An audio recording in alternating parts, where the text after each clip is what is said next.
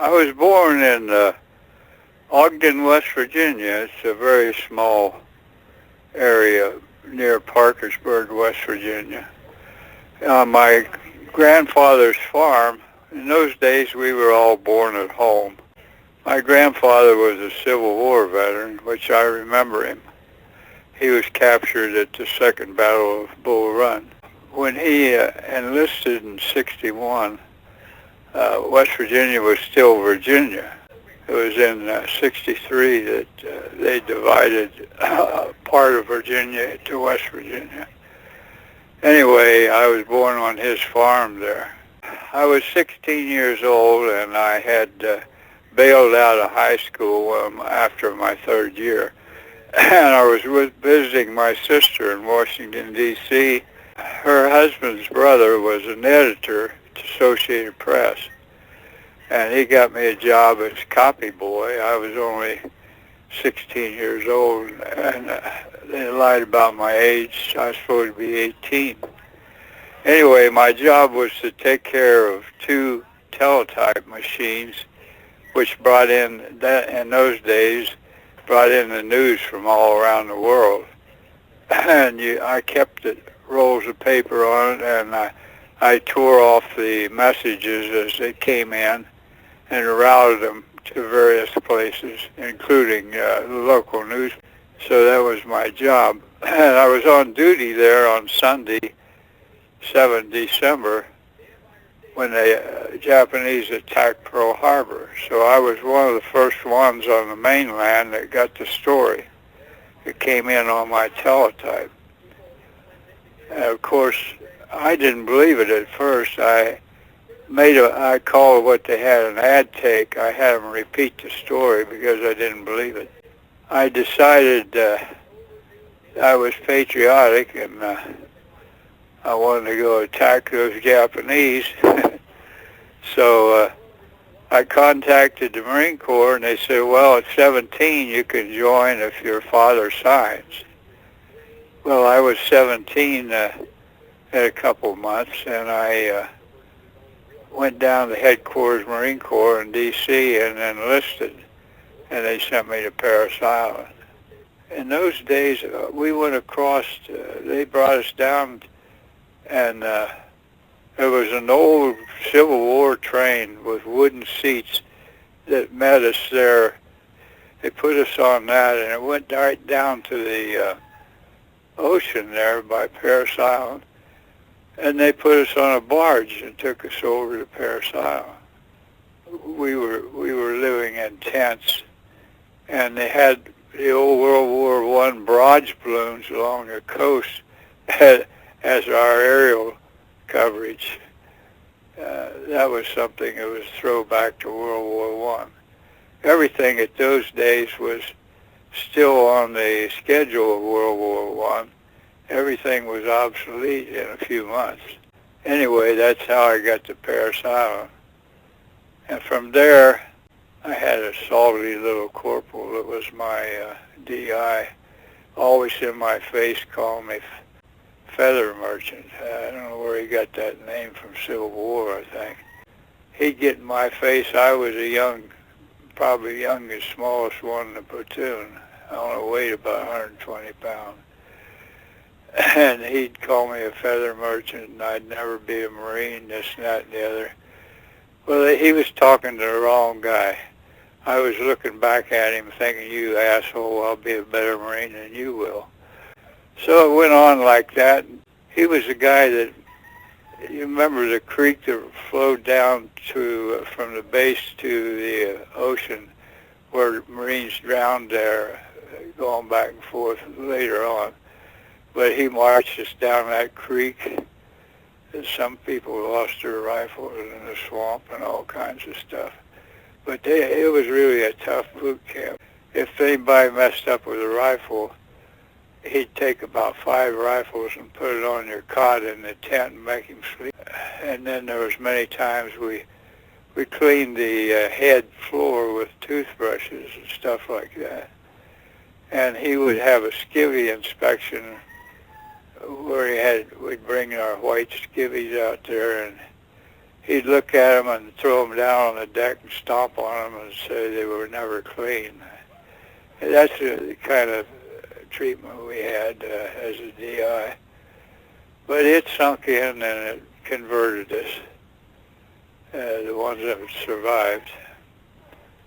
And from there, I went to the rifle range and I fired, actually I was high man in the platoon. I fired, I think it was 219, I don't remember now. But in those days they paid you $3 if you shot sharpshooter, or $5 if you shot expert.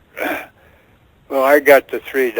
I was one mark off of expert when I came back. Then that gave me my choice of duty, which was great. And so when we were graduating, he called me out and wanted to know what my choice of duty was. I said, wanted to go to aviation. And he just blew up. He says, gee, a guy like you that can fire a rifle like that, and you want to go to aviation? He says, you ought to go to sea school. That was his favorite thing, sea school, where you station you aboard ship. Anyway, I had my choice, so they sent me to Quantico.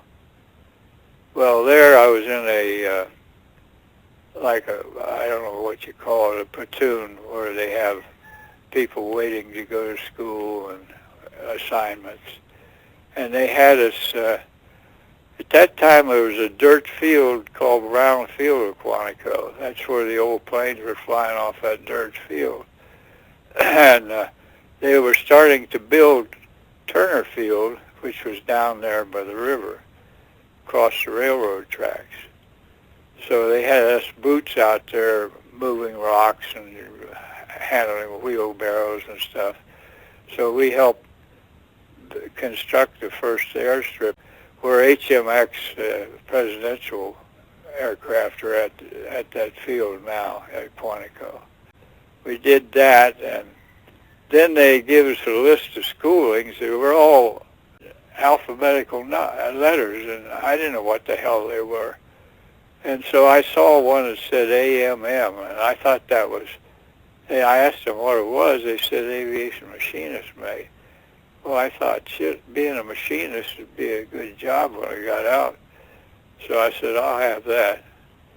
Well, it turns out aviation machinist mate was 6 months of aircraft maintenance, actually.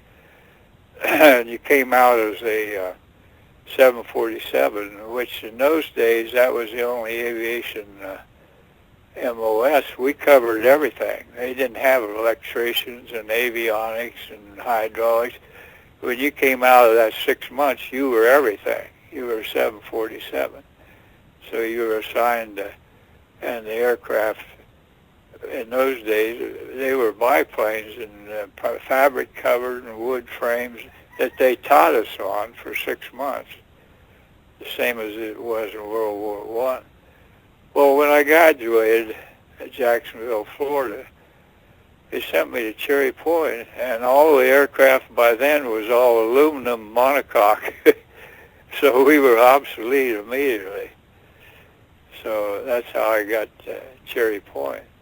One of my first assignments was on an old Brewster Buffalo dive bomber. It was a big old clumsy aircraft, and it had instruments and the manuals in Dutch. They were scheduled to go to the Dutch, but Hitler had taken over the Dutch, so we had the planes there with the Dutch manuals and instruments and so on. So my first job as a crew chief was on an old Brewster Buffalo. They only flew one time in combat, and that was at the Battle of Midway. And I don't think they ever did any good. They were just a big old clumsy dive bomber. That's how I got started. I was there at Cherry Point, and I always wanted to fly. That was one of the things I wanted to do. So I saw the the schooling listed for enlisted pilots, so I applied. Well, they dorked around with my application for months and months, and finally I raised hell in the office, and they finally got it submitted, and I was accepted. And so they sent me to MARTD Dallas, that's Marine Air Training Detachment Dallas, where I was. Then they sent me to Louisiana. It doesn't show that in my records. They sent me to Louisiana for 3 months training where we learned Morse code and blinker and all that stuff, which was all obsolete immediately. But that was the way it was back then. And so we had 3 months of that. I learned Morse code and blinker and semaphore and all that shipboard stuff. And then they sent me to Dallas, Texas, where I was, we were billeted at TCU in one of the buildings there with the co-eds. Actually, all the men students were in the military. So we were surrounded by co-eds at TCU, and that was a hardship tour. And then we were flying off a dirt field with the UPF-7 biplanes as our training, which was outside of Meacham Field, which is the main field there at Fort Worth. And so we were flying out there in the countryside at a dirt strip.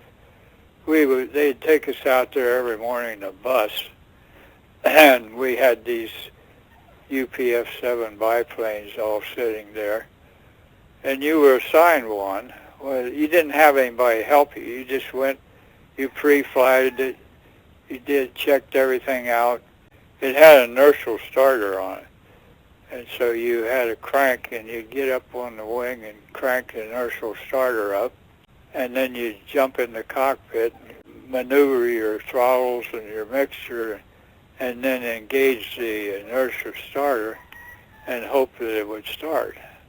And then if it did, well, then you just taxied out and took off and flew around the training area, which was outside of Fort Worth, along the railroad tracks, where we'd get out there and just do whatever the hell we wanted when we solo. Of course, I thought I was going to be a fighter pilot, so the first thing I did, they didn't train me. All they trained me in was how to get the plane going, how to get in the air, and how to land it. Well, I decided to do loops and rolls and all kinds of stuff, and I went through a rough time doing that, but I finally developed it on my own, which was not part of the preliminary training, but I did it anyway. And then I was flying around attacking the other training planes, scaring the hell out of people, and then flying around chasing cattle and so on. I just having a big time. I was an 18-year-old country boy with a nice little airplane. Anyway, that was my experience there.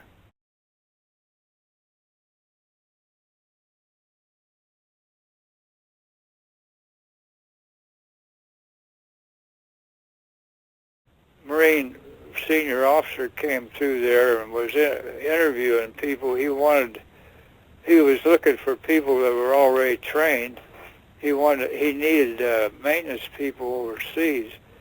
He found out I was an AMM graduate, so he hammered on me to volunteer overseas, which wasn't hard because I was gung-ho anyway. So I volunteered to go overseas. And from there, they put me on a train and sent me to San Diego. And then they put me on one of those old Liberty ships. It was really something. I don't know if you ever heard or saw a Liberty ship. It was a flimsy thing. But anyway, they had us, 6,000 of us on that Liberty ship. And we didn't know where the hell we was going, but It went from island to island to island, actually. The first one, I think, was Green Island. And we was at Bougainville, and we was at Tulagi, and we was at Guadalcanal, and dropping people off.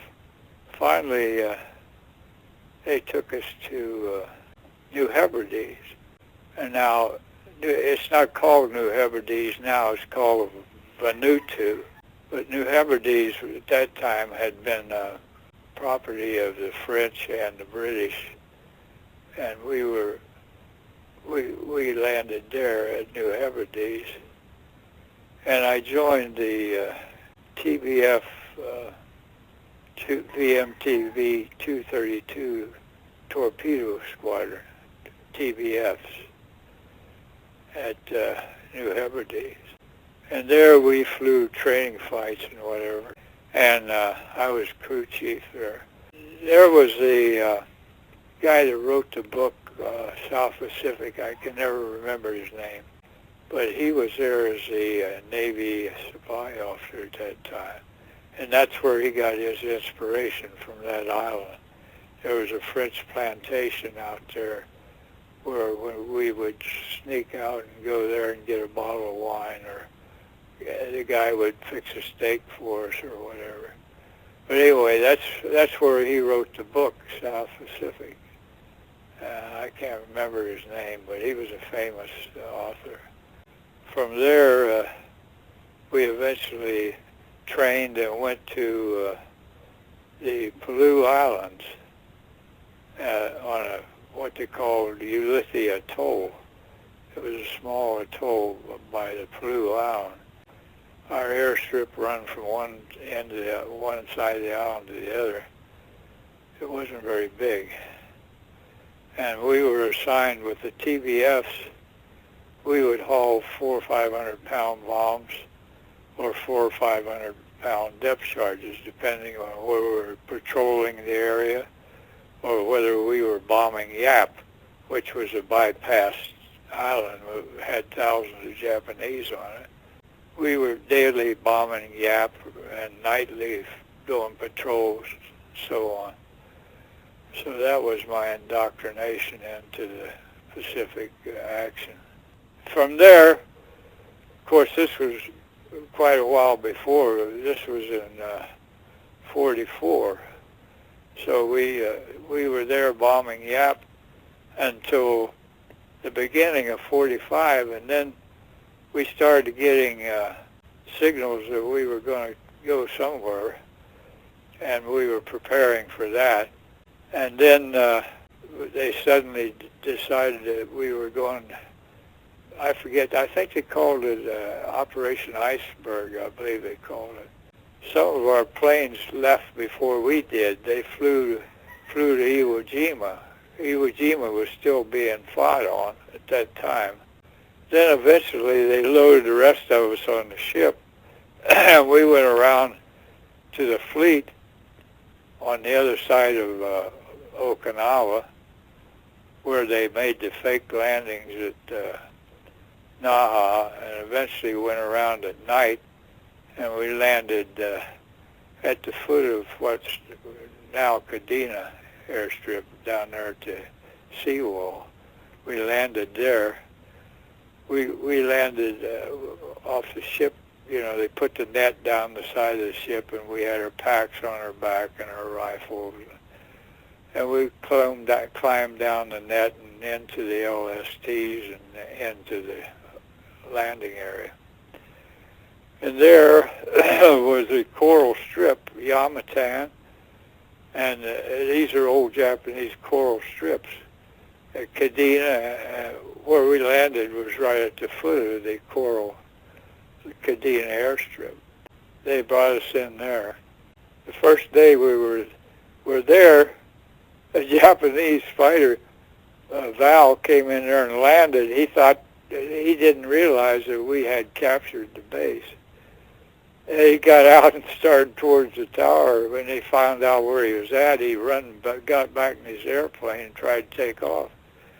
Anyway, he never made it. So that's how we got introduced to Okinawa. And then we were stationed there on that coral strip for 3 months, and it was just absolutely a day and night target for artillery. That's all we did was just duck artillery. We couldn't hardly do anything else because we were right in the middle. There was Japanese on the north and there was Japanese on the south, and they had that place zeroed in for artillery, and that's what we did. We just ducked artillery day and night for 2 or 3 months, trying to operate. And then we were attacking supporting the front lines, close air support. We would load the TBMs with 400 or 500 pound depth charges and 8 rockets on the wings, and then we had the 50 caliber gun turret plus 50 caliber in the wings. So that's how we would attack the front lines to support the troops in the front, close air support. And we lost several planes because we would come in at 50 feet over the front lines, and you got hit with everything, rifle fire, mortar rounds, all kinds of crap. So we lost several planes that way. And one of my good friends, First Lieutenant Fox, was one that at Ulithi, he had crashed in the ocean during the night on patrol. There was 3 other aircraft, all 3 of them. And he was the only survivor out of all those crews. They offered him the chance to go back to the States, but he refused and went to Okinawa with us. Well, he was one of the first casualties. He was on a flight attacking the Sugarloaf, which was our main object there for a long time. It was heavily armed. There were 1,600 Marines died trying to capture Sugarloaf, and I think it was 7,400 wounded. But it was it was the anchor of the Japanese lines. It was fortified front, flanks, and front, back, and flanks. There was caves everywhere. Lieutenant Fox was flying over there, and mortar round, he was about 50 foot in the air, and a mortar round blew one wing off, and he crashed behind the Japanese lines. I have a photo where me and my buddies went down after Sugarloaf was secured and tried to locate his wreckage or his body, but we never found anything. So eventually, Corporal Day was the famous guy that finally got to the top of the Sugarloaf in a shell hole. After losing 2 squads of Marines, he managed to stay on top of the Sugarloaf. Well, he was later a Major General, which was a good friend of mine at Okinawa years later. Corporal Day, he got the Congressional Medal there. For 3 months we were fighting there till the place was secured. And then I remained there as occupational troops until November 45, when they sent us back to Miramar, California. And there our squadron was disbanded, the Red Devil VMTV 232 squadron. It's a famous squadron. It is now a F-18 squadron, I think. Let's see, I was in VMO 2 at MCAF Santa Ana. Our squadron, we formed our squadron from HMX-1, which in those days was not a presidential unit. It was a helicopter training unit.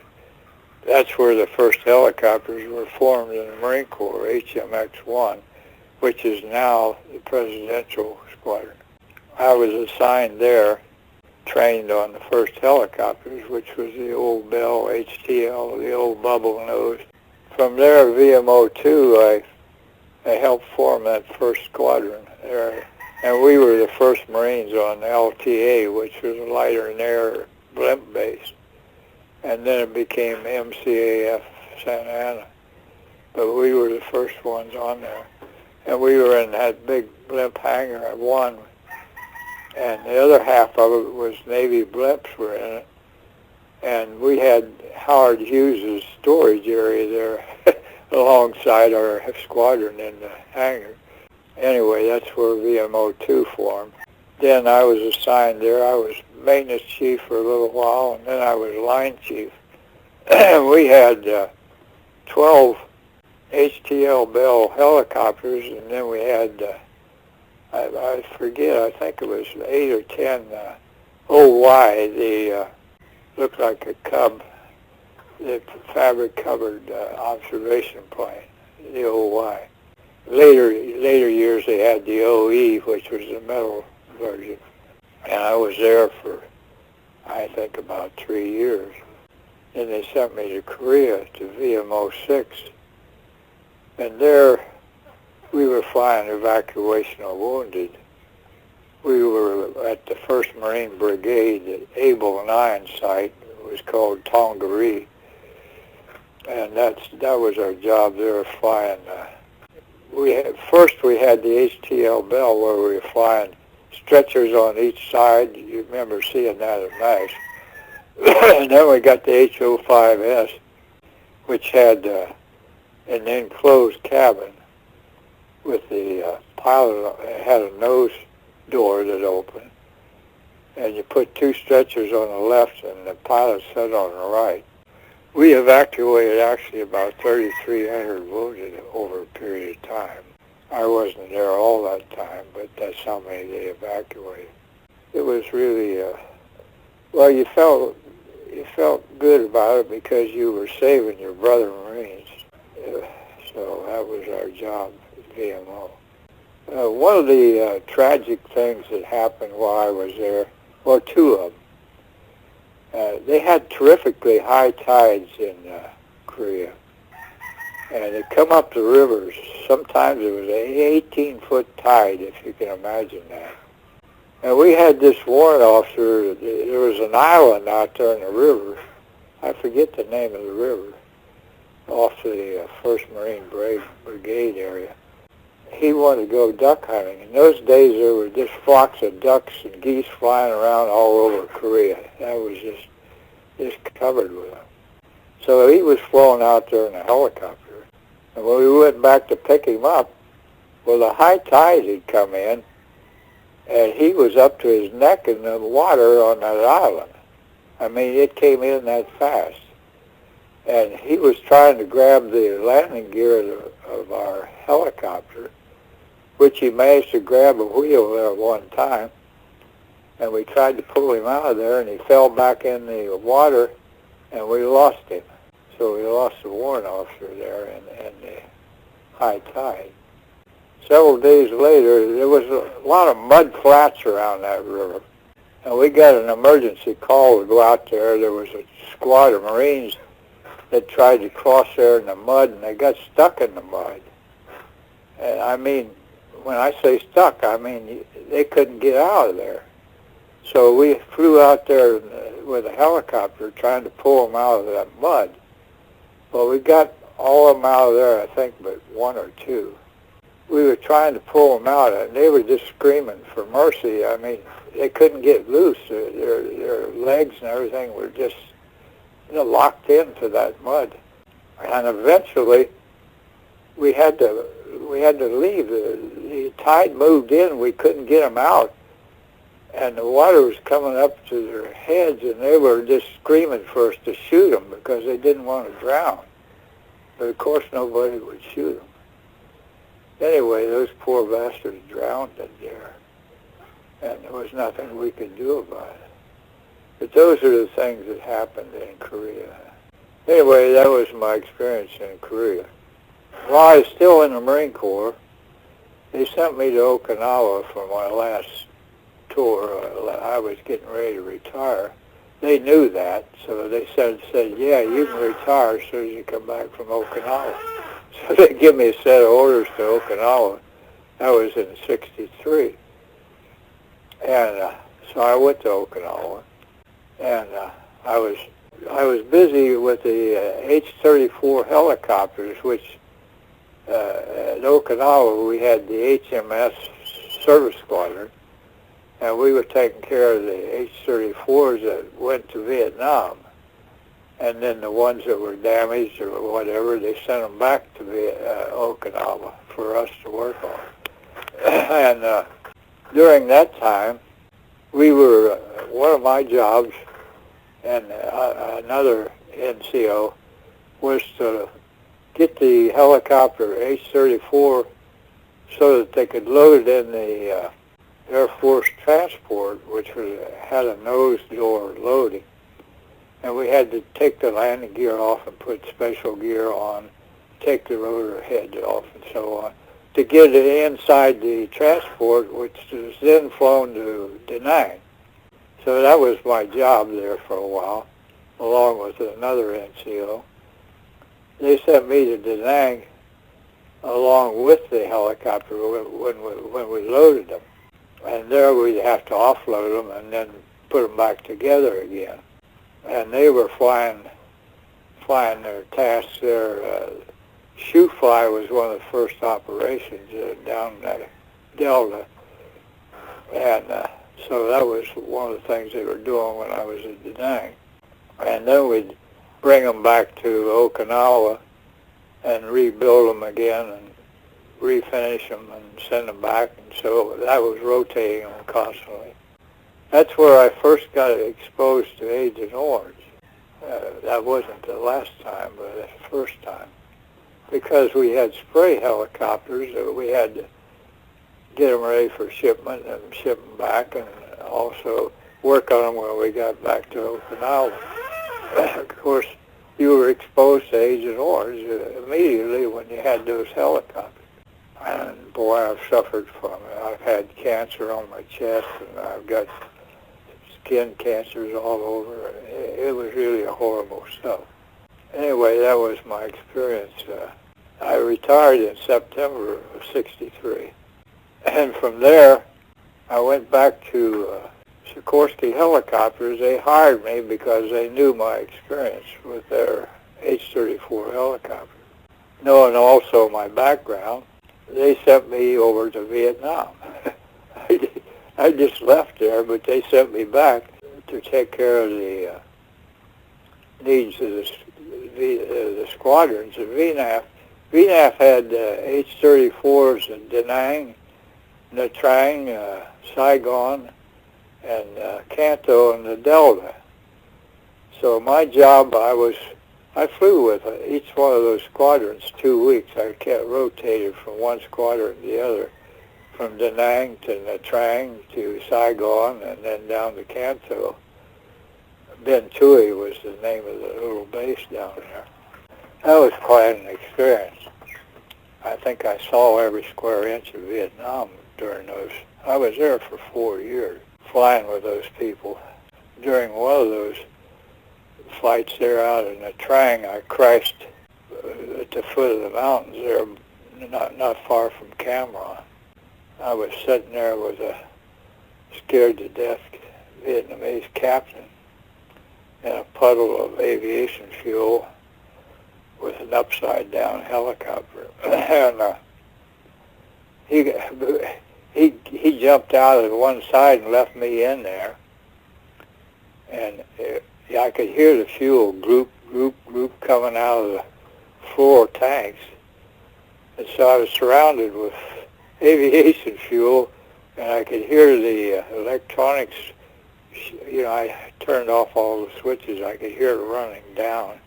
I was thinking, boy, a spark and I'll be a barbecue.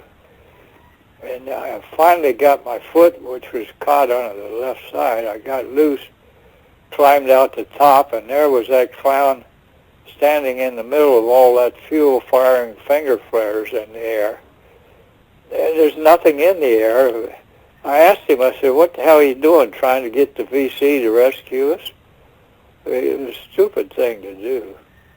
Anyway, I got him seated and calmed down. And later on, I heard some Army Hueys flying over, and then I fired the flares, and they came in and picked us up. So that's how we escaped that area. And they took us back to Nha Trang. So that was the story of my crash in Vietnam.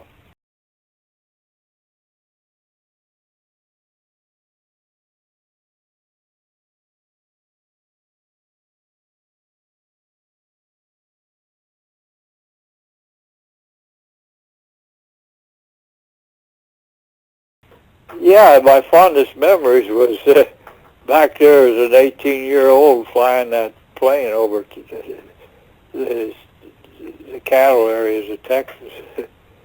That was my fondest memory. Other than that, there wasn't very many pleasant memories during those years. Of course, it was a pleasant memory when I came back in '45 to Miramar. That was really a happy day. We called it home alive in '45 after being shelled day and night there at the strip in Okinawa.